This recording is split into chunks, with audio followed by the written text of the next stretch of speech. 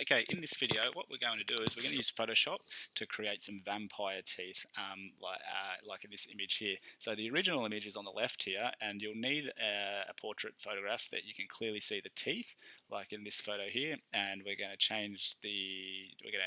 create some vampire teeth to put on this person so she looks kind of scary. And also we'll do a bit of color adjustment, a bit like in the last lesson. So to do that, let's go into Photoshop, and we want to open the image that we're going to use. There it is there. All right, now let's use an adjustment layer, a black and white one, to change to black and white to begin with. And again, you could choose like a preset here, or you could play around with the sliders. I might choose, no, not that one. I'll just stick with maximum black. That will do for now. You can always double click and go back in and adjust the settings if you want to. All right. Now, new layer is what we want to draw our teeth on. Let's just put the layer in between the background layer and the black and white adjustment layer, so this will affect what we're going to do. All right, zoom in, Command plus. Let's go right into the mouth, and we need to use the pen tool. Okay, now the pen tool can be a bit tricky, but I'll show you how it works. If you click once and then click again, and if you hold the button down as you click and you move it left and right and drag it out, you'll be able to make a curved line like that. Just make sure path is selected, okay, not shape for the moment. All right, and what we're going to do is I might go all the way down here to make the end of the fang, and I'll just curve that line a bit. I'm going to go maybe up to here and curve it. Now the line's not quite curving how I want it, because notice this area here, I want it to be bend that way a little bit more to make it look a bit sharper. So if you have that problem, just undo the last step, hover over the anchor point, hold Option on the keyboard, click once, and then that will get rid of that handle, and then you can click again and you'll have a straight line. And now I can kind of bend it like that so that my line's a bit more on the angle that I want it. So a little bit of trial and error with the pen tool, so I might click up here.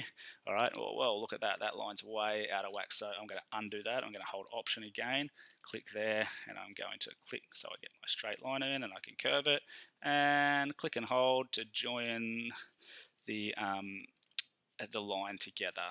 All right, now that we've drawn our line, we want to make it a selection. So click the button up here and set your feather radius to 0. We don't want feather. Leave the other settings, click OK, and now we've got a selection. Okay, so you'll notice, but I've also got this other area selected. So what we want to do is we want to inverse this selection. So go to Select and Inverse, so that we're only going to be working on this part of the tooth. All right, so zoom back in. Now, I'll grab the clone stamp, which is this guy here. Click and hold if you can't see it. All right, make sure it's a clone, not the pattern stamp. And what this will do is it'll clone this tooth, and it'll create it. It'll pick up the texture and the colors, and we'll be able to paint them down in here so that it looks like it's part of the tooth. Now, just with the options up here with your clone stamp, yours probably will be set to current layer. That means it's going to pick up colors and textures on the layer we're on, and at the moment there is nothing on this layer. All right, this is the layer we're going to paint our fangs on.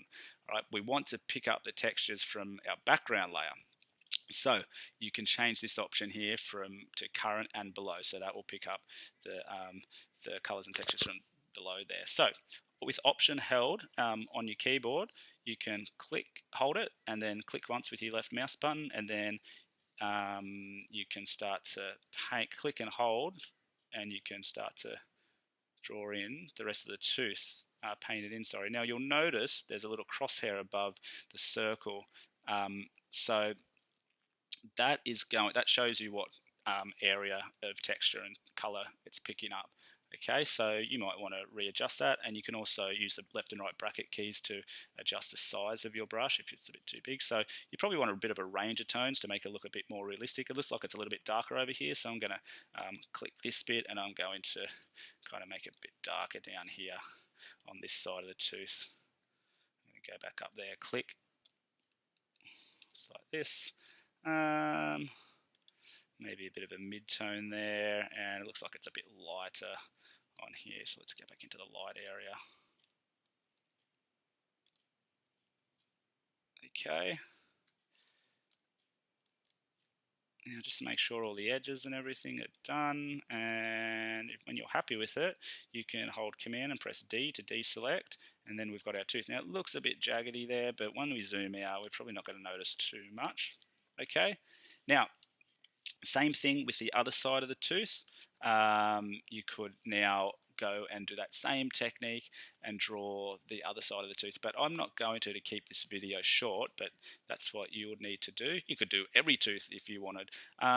So the last thing to do is if you wanted to change the color, you could just go into your adjustment layer. Maybe let's use the gradient map color adjustment layer. Okay, so actually that needs to be on top of the black and white layer, so make sure that is, otherwise the effect won't happen because it'll be black and white. So at the moment you could muck around with these options here, but if we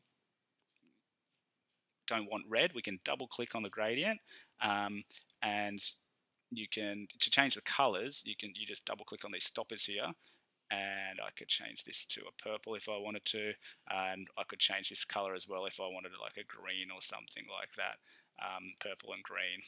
Okay, depends what kind of look you're going for. That looks like a bit too fun, doesn't look very scary to me. So, you know, cool colors generally work pretty good on these kinds of scary looking images. Might even go maybe black or something might be cool like that. There we go, that's looking a bit more scary. And you could drag these sliders in and out as you need to. Okay, I like it a bit darker. Whoops, undo that, I didn't mean to do that. There we go, click OK. And again, we could change the blend mode if we wanted to. You could experiment with them, it's probably a bit too dark, and the opacity of the effect. There you go, I've only drawn one fang, but you can draw as little or as many fangs as you want. Okay, thank you.